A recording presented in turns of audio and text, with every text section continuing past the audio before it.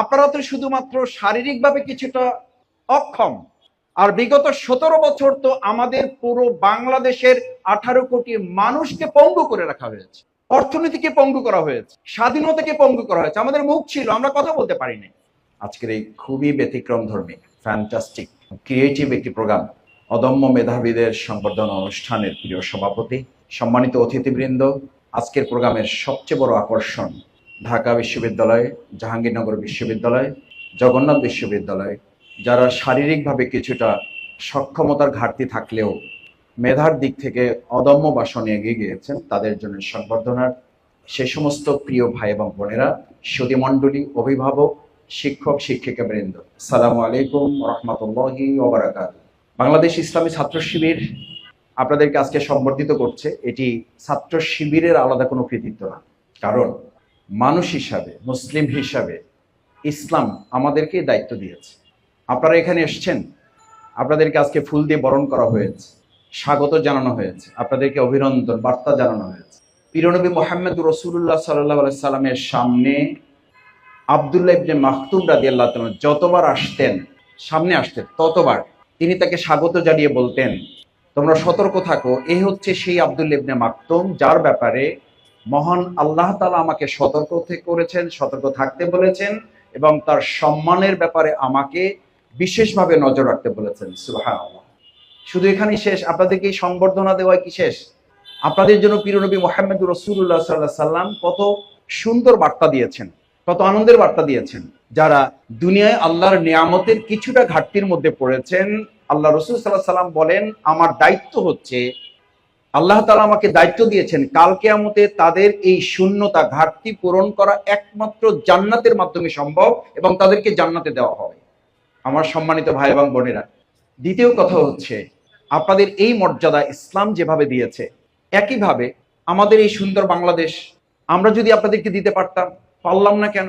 পারলাম না তো এই কারণে, সূরা আনআমের 179 নম্বর আয়াতে আল্লাহ তাআলা বলেন, ওয়ালাকাদ জারানা লিজাহান্নামা কাসীরাম মিনাল জিন্নি ওয়াল ইনস, মানুষ এবং জিনদের মধ্যে কিছু মানুষই তৈরি করা হয়েছে। আপনাদের তো শুধু একটু হাতের সমস্যা, আপনাদের না হয় একটু কানের সমস্যা, আপনাদের না হয় একটু হাঁটতে সমস্যা, কিন্তু আল্লাহ তাআলা বলেন, আমি তাদেরকে জাহান্নামী করব শুধু এই কারণে, লাহুম কুলুবুল লা ইয়াফকাহুনা বিহা, তাদের অন্তর আছে কিন্তু এই অন্তরটাকে প্রতিবন্ধী বানিয়ে রেখেছে। ওয়ালাহুম আয়ুনুন লা ইউবসিরুনা বিহা, তাদের চোখ আছে কিন্তু তারা দেখবে না। ওয়ালাহুম উজুনুন লা ইয়াসমাউনা বিহা, তাদের কান আছে, তারা শুনবে না। বিগত 16 বছর আপনারা তো শুধুমাত্র শারীরিকভাবে কিছুটা অক্ষম, আর বিগত 17 বছর তো আমাদের পুরো বাংলাদেশের 18 কোটি মানুষকে পঙ্গু করে রাখা হয়েছে, অর্থনীতিকে পঙ্গু করা হয়েছে, স্বাধীনতাকে পঙ্গু করা হয়েছে। আমাদের মুখ ছিল, আমরা কথা বলতে পারিনি।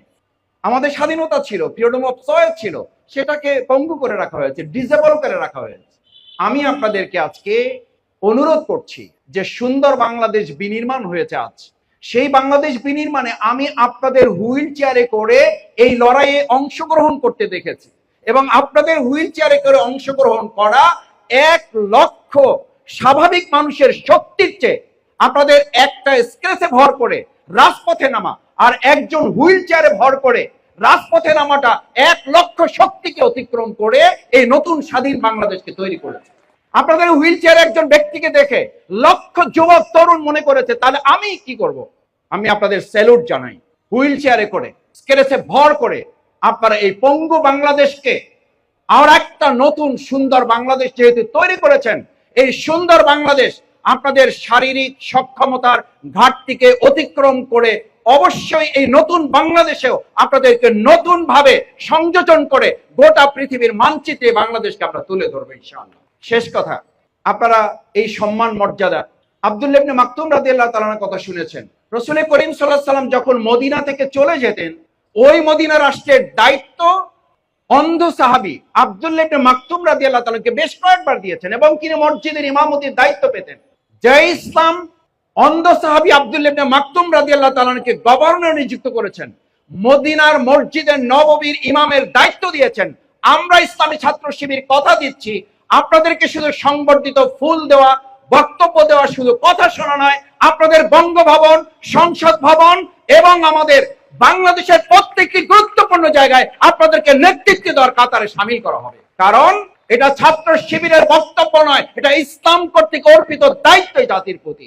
এই দায়িত্বকে পালন না করলে শুধু দুনিয়ায় জবাবদিহি করতে হবে না, আল্লাহর কাছেও আমাদেরকে জবাবদিহি করতে হবে। আমি আপনাদের কাছে অনুরোধ করতে চাই, সম্মানিত এবং আমার প্রাণপ্রিয় ভাই এবং বোনেরা, আজকে এই সুন্দর বাংলাদেশ বিনির্মাণে আসুন। বাংলাদেশ ইসলামী ছাত্র শিবির আজ আপনাদের নিয়ে আয়োজন করছে। আমাদের আয়োজনের মূল লক্ষ্যই হচ্ছে আমরা যেন একটা সুন্দর বাংলাদেশ বিনির্মাণে আপনাদের কেউ বৈষম্যের কাতারে কেউ ফেলতে না পারে। আমরা তো একটা বৈষম্য মুক্ত বাংলাদেশ তৈরি করতে চেয়েছি, সেটার জন্য সবাই মিলে তো আমরা লড়াই করেছি। সুতরাং সেই বৈষম্য মুক্ত বাংলাদেশে আমার এক বোনকে একটা ওয়াশরুমের জন্য কথা বলতে হবে, এর চেয়ে জাতির আর লজ্জার কিছু থাকতে পারে না। এই লজ্জা থেকে আমরা বাংলাদেশকে মুক্ত করব।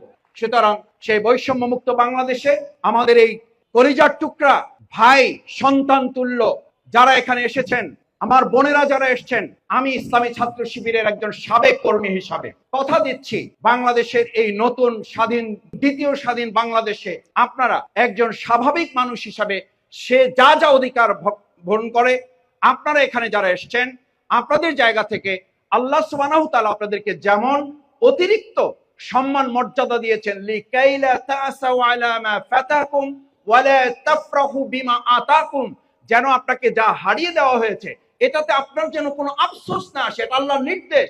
আমি শুধু এই অনুরোধ করে কথা শেষ করতে চাই, আমাদের মধ্যে যেন আফসোস কাজ না করে। আবার আমি এখানে সব কিছু আমার আছে, আমার মধ্যে যেন অহংকার কাজ না করে, কারণ এটা আল্লাহ সুবহানাহু ওয়া তাআলার নির্দেশ, এটা আল্লাহ তাআলার একটা ব্যতিক্রমী ফয়সালা।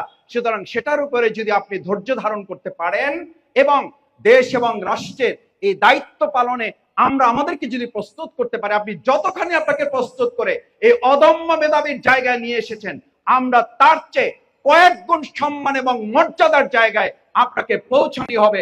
আজকের 48তম প্রতিষ্ঠা বার্ষিকীর সবচেয়ে বড় অঙ্গীকার, সেই অঙ্গীকারে আপনাদের সবাইকে সাদর আমন্ত্রণ, অভিনন্দন, স্বাগত জানিয়ে আমার কথা শেষ করছি। আল্লাহ হাফেজ। বাংলাদেশ জিন্দাবাদ, বাংলাদেশ ইসলামী ছাত্র শিবির জিন্দাবাদ, অদম্য মেধায় যারা এগিয়ে এসেছেন তাদের জিন্দাবাদ। আসসালামু আলাইকুম ওয়া রাহমাতুল্লাহি ওয়া বারাকাতুহু।